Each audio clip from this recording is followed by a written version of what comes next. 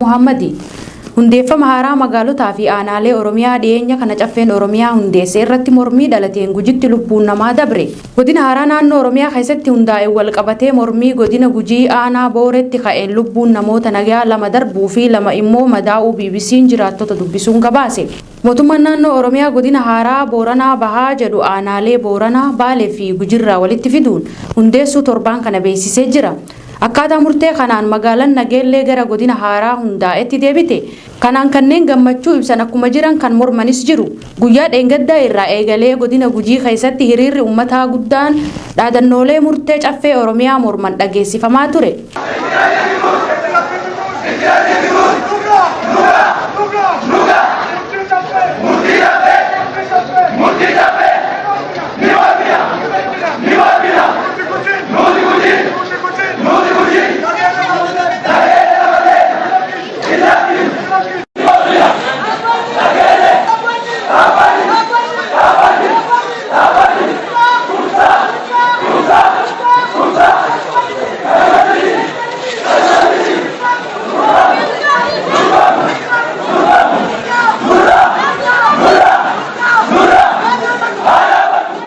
Ajjeechaa raawwatame kanaaf humnoota nageenyaa mootummaa kan himatan jiraattonni namoota hiriira nagaa ba'an irratti humnoonni mootummaa rasaasa roobsuun namoonni 2 battalumatti yeroo ajjeefaman kanneen biraa 2 madaa'anii jiru. Akka jiraattonni jechaa jiranitti marii uummataa malee mootummaan naannoo Oromiyaa aanaalee hedduu godina Booranaa Bahaa jechuun hundeessuu wajjin wal qabatee mormiin kan eegale. Guraandhala 27/2023 mootummaan naannoo Oromiyaa magaalotaa fi godinaalee bifa haaraan gurmeessuu beeksisee ture. Kanaanis godinni Booranaa Bahaa Oromiyaatti godina 21ffaa ta'uun bifa haaraan hundeessee jira. Akka murtee kanaatti magaalaa bulchiinsa godina Gujii kan turte magaalli Nageellee bal'inaan Nageellee Booranaa jedhamuunis beekamti. Magaalaa godina haaraa Booranaa Bahaa hundaa'e taate. Godinni Booranaa Bahaa godinoota 3 irraa aanaalee fi magaalota walitti fiduun hundaa'e. Godina Booranaa irraa aanaa Moyyaalee, magaalaa Moyyaalee, aanaa Guchii fi aanaa Waciilee yoo ta'an, godina Gujii irraa ammoo aanaa Libaan, aanaa Gumii Eldalloo magaalaa Nageellee jalatti hammatamte. Akkasumas godina Baalee irraa aanaa Madda Walaabuu, aanaa Oborsoo fi aanaa Harannaa Bulluq fudhachuun aanaalee 10 qabatee godina 21ffaa ta'ee hundaa'e. Gama Baaleetiinis Maddi Walaabuu kan handhuura Baalee taate Booranaa Bahaa jedhanii hundeessuun daba seenati jechuun mormii dhageessifamaa jiru. Gujutti sababni rakkoo dhalatee lubbuu namaa galaafate kan ta'e ammoo addatti magaalli Nageellee godina Booranaa Bahaa jalatti hammatamuudha. Magaalaan Nageellee duraan magaalaa guddoo godina Gujii ta'uun tajaajilaa turte amma Booranaa Bahaa jalatti deebi'uun jiraattota akka malee mufachiisuun guyyootaaf hiriira mormii akka geggeessan sababa ta'ee jira. Durumaanuu dhimma magaalaa Nageellee Booranaa moggaasa maqichaa irraa kaasee yeroo garagaraatti hawaasa Gujii fi Booranaa biratti anaaf malaa irratti falmiin akka ture ni beekama. Jiraattonni godina Gujii mormii jabaa wayita geggeessaa jiranitti faallaa kana ammoo jiraattonni godina Booranaa murtee kanatti gammaduu himu. Manni maree dhimmoota Islaamummaa Itoophiyaa salaata yeroo roobni dhabame salaatan akka salaatamu ajaje. Manni maree Islaamummaa ibsa guyyaa kaleessaa bitootessa 1/2023 baaseen sababa dhabamuu roobatiin wal qabatee salaata salaatamu kan maqaan isaa istisqaa jedhamuun beekamu akka salaatamu gaafate. Salaanni istisqaa kunis hongee naannoo Oromiyaa godina Booranaatti mudatee wal qabatee akka guutuu biyyattiitti akka salaatamu manni marichaa ibsee jira. Kana malees manni marichaa hongee Oromiyaa godina Booranaatti mudateef lammiilee balaa kanaan miidhaman akka gargaaraniif herrega baankii banameetti namni hunduu gargaarsa akka taasisu gaafatee jira. Pirezidaantiin mana maree dhimmoota Islaamummaa Itoophiyaa Sheekh Hajji Ibrahim Tufaa ibsa kaleessa kennaniin sababa badii teenyatiin Rabbiin rooba dhabamsiise har'a lammiileen keenya sababa hongeetiin miidhamuun gargaarsa tantamaa waan nurraa barbaadaniif hundi keenya gahee keenya akka bahannu jechuun gaafatee jira.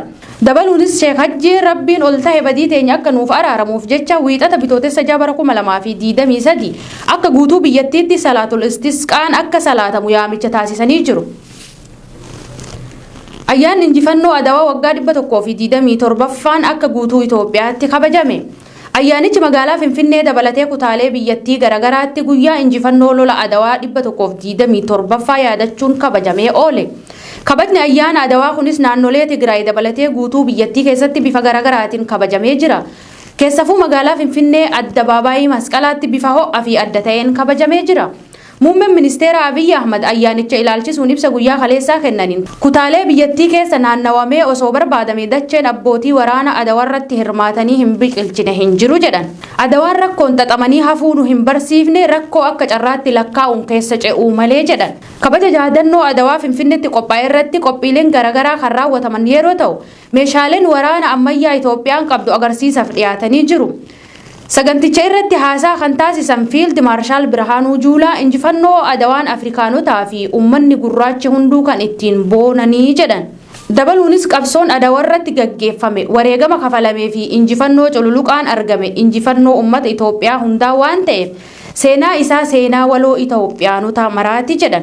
Baroota hedduuf wayita yaadannoon injifannoo Adawaa gaggeeffamutti seenaan gootowwan Oromoo Adawaa irratti duulanii dhokfamaa kan ture yeroo ta'u dhiyeenya kana ammoo gootonni Oromoo kanneen akka Baalchaa Saafoo, Baalchaa Abbaa Nafsoo fi kanneen biraa seenan isaanii dubbatamaa jira.